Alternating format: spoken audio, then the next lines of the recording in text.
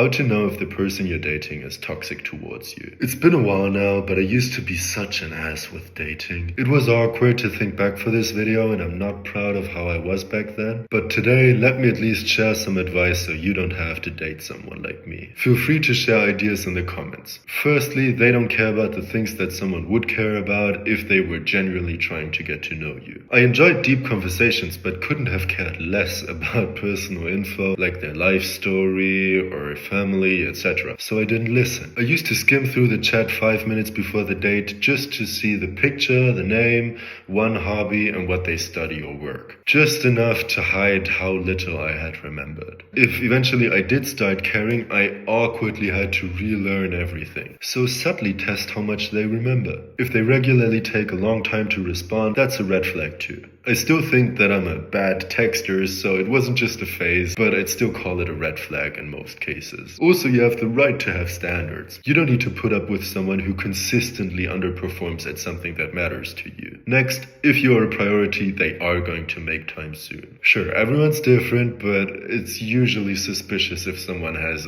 time only every 2 weeks or something. If you notice that, bring it up. Then watch whether they actually change their behavior or if they only make 1 or 2 attempts to just make you drop that argument for now. Of course, it's not a guarantee that they're sincere if you see them often. If they only want to meet at night, especially at home, it's also a red flag. Even if your date genuinely wants to get to know you, it's still a red flag. Because what kind of relationship are you building with someone who never does anything with you? Who puts zero thought into planning something? If you're too shy or cautious to ask, where are we at? But you've dropped clear hints and gone on several dates and you're pretty sure that they know how you feel, it's a red flag if they just kept going as if everything were fine. I feel particularly bad for having known exactly what the other person wanted but having stayed quiet because clarifying it would have forced me to admit that it was just a situationship. Be careful not to be too harsh with they should know by now, but if you have such suspicions, though it is a bit manipulative, consider telling a story about a friend who has found themselves in a situationship